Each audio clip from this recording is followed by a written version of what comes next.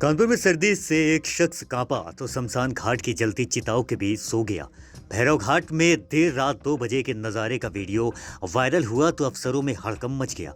9 गाड़ियों से अफसरों का काफिला भैरव घाट पहुंचा और उस अधेड़ की तलाश में जुट गया। दोपहर 2 बजे के बाद अफसरों ने तब चैन की सांस ली जब घाट की सीढ़ियों से हूबहू उसी कदकाठी का शख्स आता दिखा जो वायरल वीडियो में नजर आ रहा था। तस्दीक से यह स्पष्ट हो गया कि यही अधेड़ रात में जलती चिताओं के बीच सो रहा था। पूछताछ से पता चला कि अधेड़ का नाम प्रवीण शंकर, जिसकी उम्र 48 वर्ष है।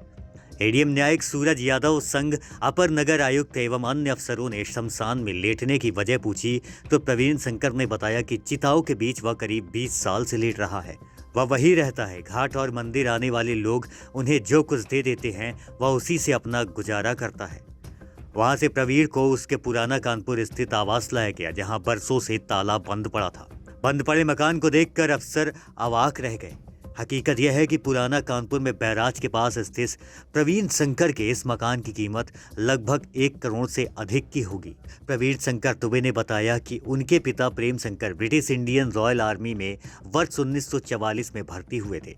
उनकी मौत हो चुकी है। मां की मौत तो काफी पहले ही हो चुकी थी। उन्हें बड़े भाई विजय शंकर दुबे की याद है। विजय की भी वर्ष 2008 में मौत हो गई थी।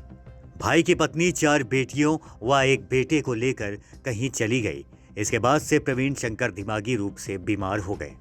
मानसिक रूप से विकसित प्रवीण शंकर इन दिनों भले ही भिखारियों जैसे दिखने लगे हों, मगर वह पोस्ट ग्रेजुएट हैं।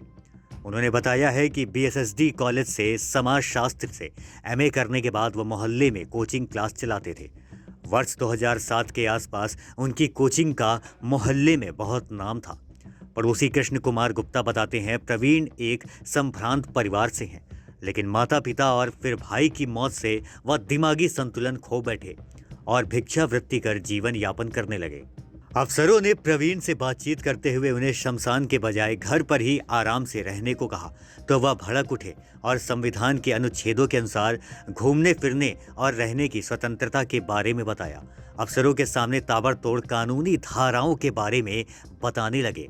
फर्राटेदार अंग्रेजी में नागरिक के अधिकार का ज्ञान कराया। यह कहा कि शमशान में चिताओं के बीच लेटना अपराध की श्रेणी में नहीं आता है। अफसरों ने प्रवीण से कहा कि वह घर पर ही उनके रहने लायक व्यवस्था करा देंगे, लेकिन वह माने ही नहीं। फिर बाद में उन्हें भैरव घाट स्थित रैन बसेरा ले जाकर वहां रहने का इंतजाम भी दिखाया गया। इस पर भी वह भड़क गए और अधिकारियों से परेशान न करने के लिए कहते हुए फिर से शमशान घाट की ओर चले गए। अधिकारी उन्हें चुपचाप देखते रह गए।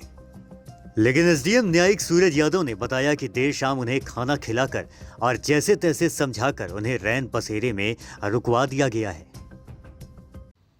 देश विदेश की ऐसी ही तमाम खबरों के लिए देखते रहिए हमारा चैनल डिजिटल न्यूज गुरु।